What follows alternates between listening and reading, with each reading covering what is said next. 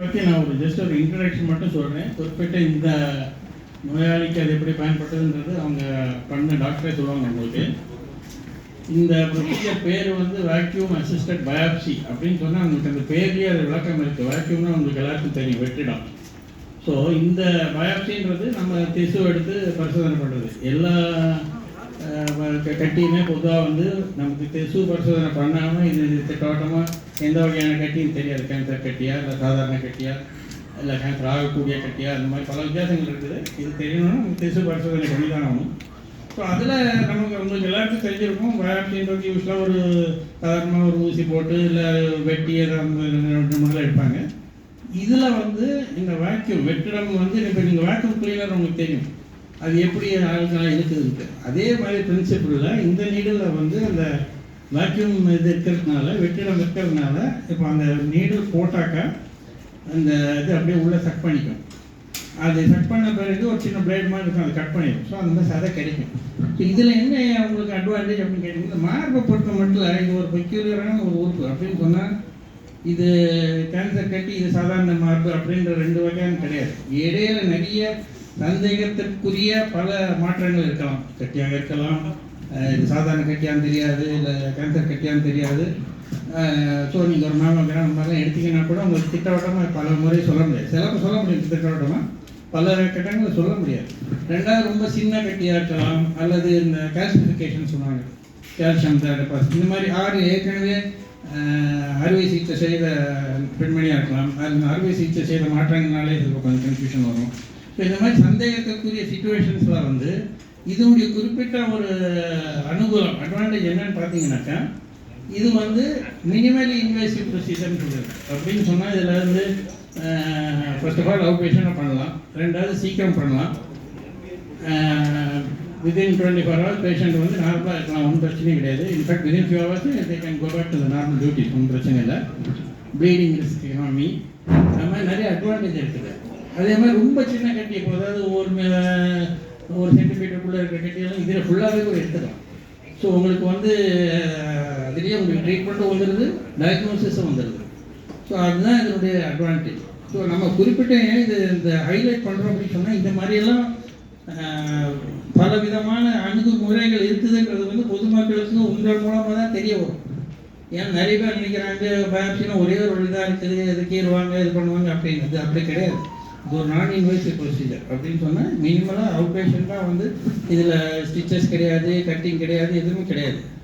அதனால் ஒரு சின்ன ஒரு நிக் மாதிரி பண்ணுவாங்க, அவ்வளோ தவிர வேறு எதுவும் கிடையாது.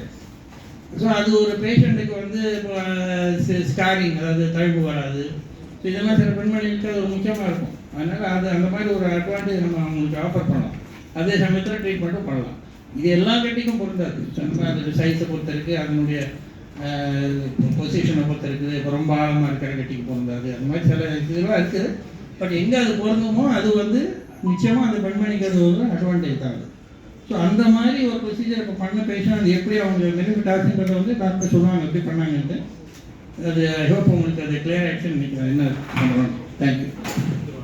வணக்கம் எல்லாத்துக்கும். இந்த ப்ரொசீஜர் திருப்பி நாங்கள் ஏன் ப்ரொசீஜர்னு சொல்கிறோன்னா, இது சர்ஜரியே கிடையாது. ஸோ பேஷண்ட் அட்மிட் ஆகிட்டு இது ஓபி பேசிஸ்லேயே அந்த ப்ரொசீஜரை பண்ணிக்கலாம்.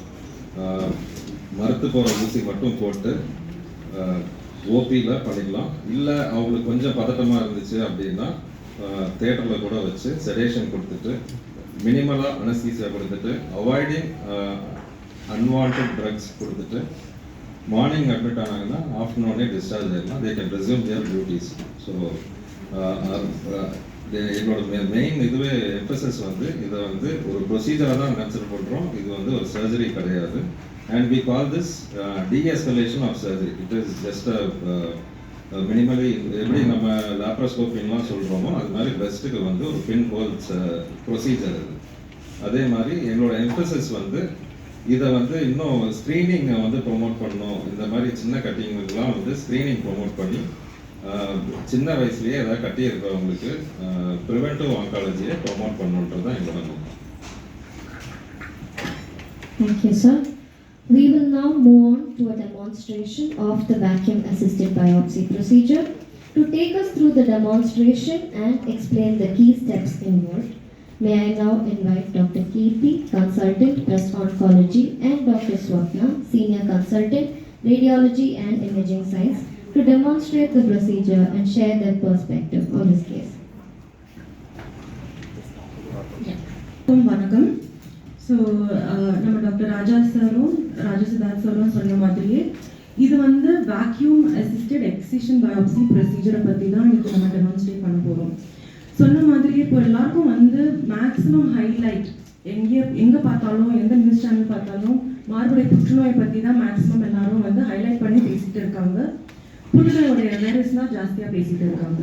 இப்போ மார்பில் இருக்க கட்டிங்கள் வந்து பர்டிகுலர் லங் கேஜை பார்க்கும்போது 70% பார்க்குற கட்டிங்கள் எல்லாமே சாதாரண கட்டிங்கள், கேன்சர் கட்டியாக இருக்காது.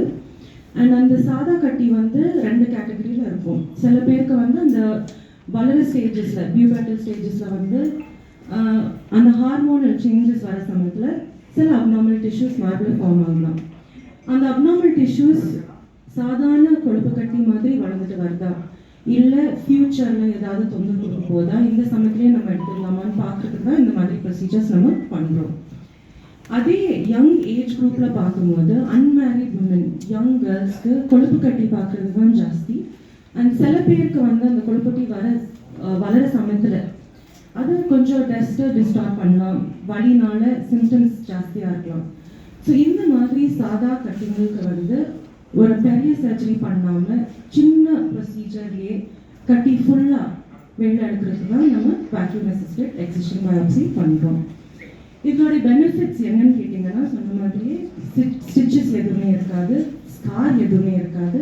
இது ரெண்டும் ரொம்ப முக்கியம் யங் விமனுக்கு. அதுக்கு மேலே ஜென்ரல் அனஸ்தீசியா தேவைப்படாது.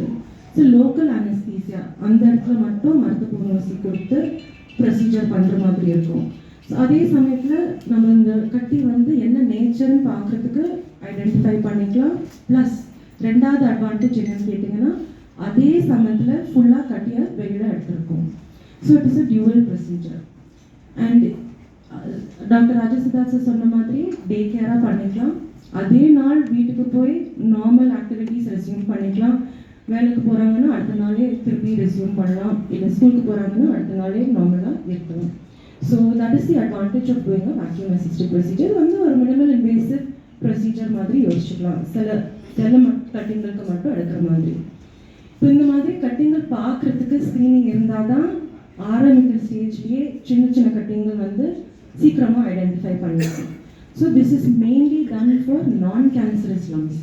ஒரு மார்புடை புற்றுநோய் இருக்கிற கட்டிங்களுக்கு வந்து இந்த மாதிரி ப்ரொசீஜர் அன்சேஃப். பட் புற்றுநோய்க்கு வரத்துக்கு முன்னாடி சில கட்டிங்களுக்கும் சாதா கட்டிங்களுக்கு வந்து இந்த மாதிரி ப்ரொசீஜர் சேஃபாக பண்ணிக்கலாம். ரிஸ்க்குன்னு பார்த்தீங்கன்னா, பெரிய ரிஸ்க் இந்த மாதிரி ப்ரொசீஜர்ஸில் சர்ஜரி மாதிரி இருக்காது. இப்போ ஒரு மார்புடை ஆப்ரேஷன் பண்ணும்போது அக்கல் அடியில் ஸ்வெட்டிங் இருக்கிறதுனால அங்கெல்லாம் ஸ்டிச்சஸ் இருக்கும்போது இன்ஃபெக்ஷன் ப்ரீதிங் சான்சஸ் தான் ரொம்ப ஜாஸ்தி காம்ப்ளிகேஷன் பிரெஸ்ட் சர்ஜரிஸில். அந்த மாதிரி காம்ப்ளிகேஷன்ஸ் இதில் நம்ம கட்டணும். So it is like a day care procedure. கட்டியை வந்து சக்ஷன் பண்ணி டெஸ்டிங் காமிச்ச பிறகு அவங்களும் நார்மலாக வீட்டுக்கு போய் எல்லாமே ரெஸ்யூம் பண்ணிடலாம். So I have doctor Sapna with me here. So this procedure we done it a few times in MGM. For example நான் உங்கள்கிட்ட சொல்கிறேன், ரீசெண்டாக நம்ம ஒருத்தவங்களுக்கு பண்ணியிருக்கோம். யங் அன்மேரிட் கேர்ள், ஒரு சின்ன கட்டி பிரெஸ்டில் இருக்கவங்களுக்கு ஏற்கனவே நம்ம வந்து சின்ன சதை டெஸ்ட் ஊசி மூலமா ஒரு சின்ன சதை டெஸ்ட் பண்ணி சாதா கட்டியும் கன்ஃபார்ம் பண்ணியிருக்கோம். ஸோ இந்த சாதா கட்டி வந்து ஃபாலோஅப்பில் வைக்க போகிறோம். எவ்ரி 3 months 6 months வளர்ந்துட்டு வருதா, ஷேப் ஏதாவது மாறிட்டு வருதான்னு பார்க்குறதுக்கு. ஸோ அந்த ஃபாலோஅப் வர சமயத்தில் ஷேப் மாறிட்டு வரும்போது அந்த கட்டியை நம்ம எடுக்கலான்னு அட்வைஸ் பண்ணியிருக்கோம். பிகாஸ் ஏதாவது ஒரு சின்ன கட்டி, இப்போ ஃபைப்ராய்ட் யூட்ரஸ் இருந்தாலும் கொழுப்பு கட்டி வேறு இடத்துல உடம்புல இருந்தாலும் ஒரு கட்டி வளர்ந்துட்டு வருது இல்லாட்டி ஷேப் மாறிட்டு வருதுன்னா இந்த கட்டியை வெளியில் எடுக்கணும். ஏன் திருப்பி வளருதுன்னு பார்க்குறதுக்கு, ஏதாவது ஏடிபிக்கல் செல்ஸ் இருக்கா இல்லையான்னு செக் பண்ணுறதுக்கு. So unmarried girl, young girl, scar எதுவுமே எனக்கு வேண்டாம், பிரெஸ்டில் ரொம்ப டிஸ்டார்ஷன் வேண்டாம். This is all very important for young women. So அந்த சமயத்தில் we have advised her that we can do this vacuum excision biopsy. அதில் அந்த சின்ன ஹோல் மட்டும் மார்பில் வச்சு லோக்கல் அனஸ்தீசியா அந்த சமயத்தில் கொடுத்துட்டு with this vacuum biopsy we suck out the whole lump, so it is completely gone away. No scar, same day going home, continuing the work the next day. So these are the advantages. So Dr. Sapna is our radiologist here, and we will now together demonstrate what is the procedure and how it is done. Dr. Raja sir, Dr. Sudha sir and Dr. Kirti has explained all the details about why the procedure is done and எதுக்காக பண்ணுறோம், என்ன அதில் advantages, அதில் எந்த பேஷண்ட்ஸ்க்கு ஆக்சுவலாக பண்ணணுன்றது டீட்டெயிலாக சொல்லியிருக்காங்க. மேஜராக வந்து இங்கே எல்லா அட்வான்ஸ் மொடாலிட்டிஸ் இங்கே வச்சுருக்கோம் நாங்கள். Like digital mammogram, advanced ultrasound machine எல்லாம் இருக்கிறதுனால ஏர்லியாகவே யங் பேஷண்ட்ஸ்க்கு we can detect what the lesion என்னன்றது நம்ம கண்டுபிடிச்சிடுவோம். லீஷன் தெரிஞ்சதுக்கப்புறம் we have many ways எப்படி அது நம்ம பண்ணணுன்றது நிறைய விஷயம் இருக்குது. சிலருக்கு வந்து ஆக்சுவலாக பயாப்சி, கோர் பயாப்சின்னு சொல்லுவோம், அது பண்ணால் போதும்.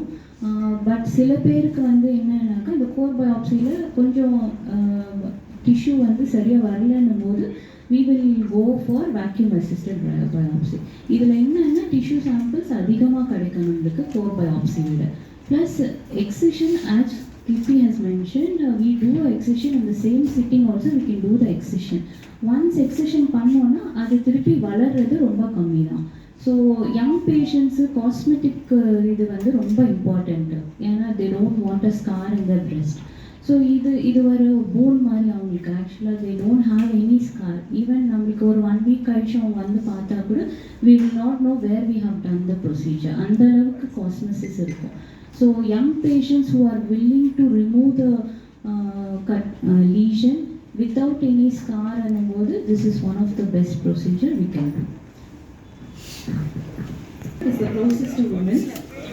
And usual procedure, நம்ம ப்ரொசீஜர் எப்போ பண்ணாலும் அல்ட்ராசவுண்ட் கைடட் தான் பண்ணணும். இதோட சேர்த்து ஒரு நல்ல பயாப்சி நீடில் மாதிரி கூட வரும், அதுதான் இந்த சக்ஷன் மிஷின். அண்ட் சொன்ன மாதிரியே சின்ன சின்ன கட்டிங்களுக்கு வந்து எடுக்கிற சமயத்தில் முக்கியம் என்னென்னா ப்ரெசிஷன் தான். So it is always ton under image guidance. அப்போ தான் நம்ம வந்து கரெக்டான இடத்துல நீடில் போட்டிருக்கோமா, டிஷ்யூஸ் ஃபுல்லாக எடுத்துருக்கோமான்னு கன்ஃபார்ம் பண்ணுறதுக்கு. So it is always ton under ultrasound guidance.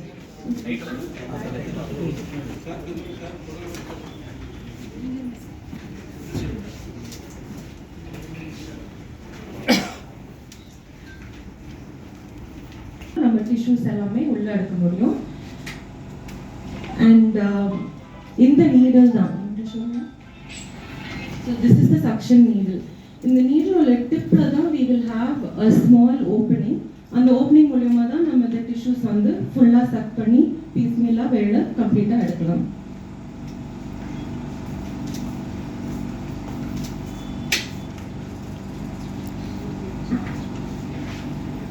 Just give us a few minutes until the ultrasound comes on. Demonstration purposes-காக அந்த chicken பிரெஸ்ட்டுக்குள்ள நம்ம வந்து சின்ன சின்ன ஆலிவ்ஸ் மாதிரி கட்டியாக காமிக்கிறதுக்கு போட்டிருக்கோம். ஸோ டெமான்ஸ்ட்ரேஷன் பண்ணுற சமயத்தில் அந்த ஆலிவ் கட்டியாக யோசிச்சு நம்ம எப்படி வெளியில் எடுக்க போகிறோம்னு மட்டும் டெமான்ஸ்ட்ரேட் பண்ணி காமிப்போம். கட்டியை நம்மளுக்கு இப்போதுக்கு யோசிக்கலாம்.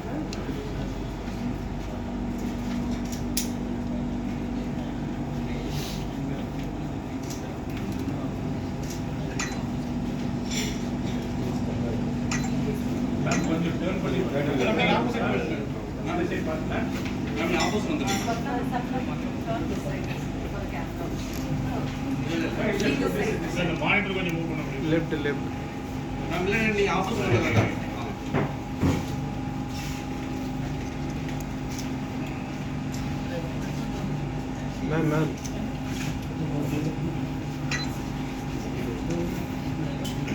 So needle வந்து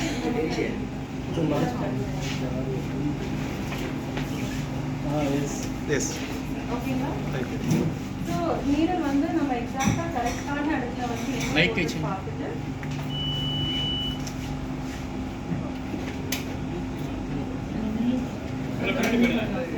பேக் சைட்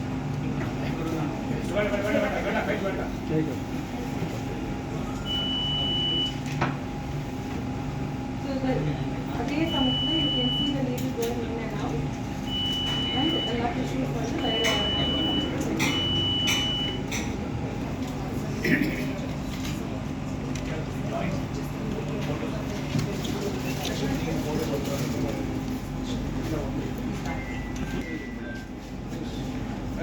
Sir சார் நிற்குது